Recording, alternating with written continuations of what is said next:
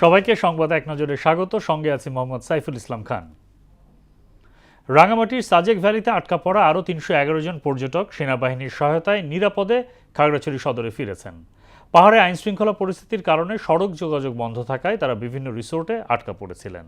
চাঁদের গাড়ি ও মাইক্রোবাসের বহর নিয়ে পর্যটকরা খাগড়াছড়িতে পৌঁছান। চরম উৎকণ্ঠা থেকে মুক্তি পেয়ে স্বস্তি প্রকাশ করেছেন পর্যটকরা। টানা ভারী বৃষ্টি ও উজানের ঢল বৃদ্ধি পাওয়ায় তিস্তা নদীর পানি কমে এখন বিপদসীমার 10 সেন্টিমিটার নিচ দিয়ে প্রবাহিত হচ্ছে। এর আগে গতকাল রাতে বিপদসীমার 3 সেন্টিমিটার উপর দিয়ে প্রবাহিত হয়েছে। পানি কমে যাওয়ায় নিম্নাঞ্চল প্লাবিত হওয়ার শঙ্কা নেই বলে জানিয়েছে পানি উন্নয়ন বোর্ড। এদিকে হবিগঞ্জের নদ নদীগুলোর পানি দ্রুত বৃদ্ধি পাচ্ছে। বৃষ্টি বন্যার অজুহাতে রাজধানীর বাজারে বেড়েছে সবজি, মাছ, মুরগির দাম। নিত্য প্রয়োজনীয় 60টি পণ্যে কর কমানোর সরকারি সিদ্ধান্ত কার্যকর হওয়ার এক মাসেও বাজারে তার প্রভাব নেই। নিত্যপণ্যের দাম আগের মতোই রয়েছে, কোনো কোনো ক্ষেত্রে আবার বেড়েছেও দাম। এতে করে সাংসারিক ব্যয়ের চাপ কমছে না সীমিত আয়ের মানুষের।